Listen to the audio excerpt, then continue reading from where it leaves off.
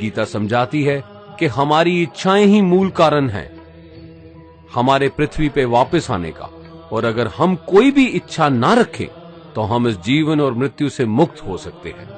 ये द्वार माफी का भी है। जिन्होंने आपके साथ बुरा किया उनको माफ करके, और जिनसे आपने बुरा किया उनसे माफी मांग के मुक्ति पाई जा सकती है। जब तक आत्मा इन चारों दरवाजों धर्म, अर्थ, काम और मोक्ष को समझ नहीं लेती, तब तक आत्मा को बार बार इस मनुष्य रूप में आना ही पड़ेगा। परीक्षा का समय खत्म होते ही आत्मा शरीर और अन्य सब वस्तुओं का त्याग कर देती है। जो भी संसार में रहकर बनाया वो अब किसी और का होगा, और आत्मा अपने कर्मों के फैसले के लिए चली जाती है। आत्मा के अच्छे बुरे कर्मों का हिसाब होता है। अपने अच्छे कर्मों के लिए आत्मा कुछ वक्त के लिए स्वर्ग और दुष्कर्मों के लिए नरक में चले जाती है।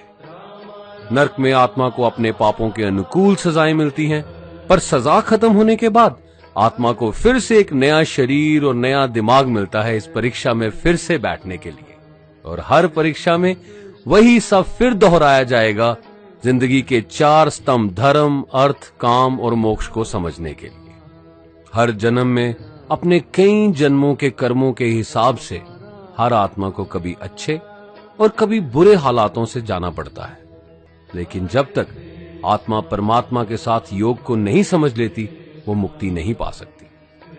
भगवत गीता समझाती है कि मनुष्य अपने शरीर, दिमाग या दिल से भगवान को पा सकता है।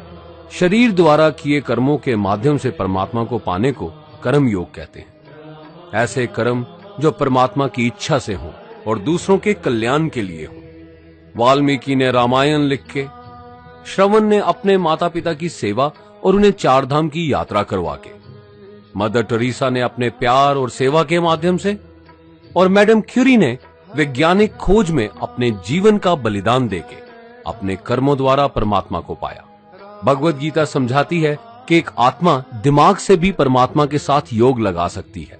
इसे राजा योग कहते हैं, क्योंकि दिमाग या मस्तिष्क सब इंद्रियों का राजा है। एक मनुष्य अपनी आस्था, सांस प्रणाली, आसन, अभ्यास, साधना और तपस्या से परमात्मा को इस योग के रास्ते पा लेता है। इस योग को समझने के लिए हमें अपने अंदर की एनर्जीज यानी चक्रा और कुंडालिनी को समझना पड़ेगा। आत्मा मस्तिष्क से मेडिटेशन या ध्यान लगा के परमात्मा के साथ योग लगा सकती है। शंकराचार्य, स्वामी परमहंस, स्वामी विवेकानंद और उनके जैसे कई योगी इस योग के रास्ते परमात्मा के साथ संधि लगा पाए। परमात्मा भगवत गीता में कहते हैं कि अगर किसी आत्मा को धर्म ना भी समझ आए, योग ना भी समझ आए, पर अगर वो मेरी शरण में आ जाए तो मैं उसके सारे पाप माफ कर देता हूं। परमात्मा को ऐसी दिल की गहराइयों से पुकार के पाने को भक्ति योग कहते हैं। चैतन्य महाप्रभु, मीराबाई और भगवान हनुमान इस योग के सबसे बड़े उदाहरण हैं। लेकिन कभी आत्मा अपने होने का मूल कारण भूल के धर्म का उल्लंघन करे या पाप के रास्ते पे निकल जाए, तो उसे ठीक करने के लिए परमात्मा खुद किसी रूप में पृथ्वी पे जन्म लेते हैं। आइए श्री भगवत गीता, गुरु ग्रंथ साहिब, तुरा, बाइबल, कुरान या ऐसी किसी भी दीनी किताब को पूरा पढ़ के इस जिंदगी के असली मायने समझें और परमात्मा के साथ योग लगाएं। अगर आपने इसे पसंद किया तो इसे औरों को बांटिए, ताकि सब आत्माएं अपने यहां होने का मूल रूप समझ सकें और इस जन्म और मृत्यु से मुक्ति पाके हमेशा परमात्मा के साथ रह सकें। धन्यवाद।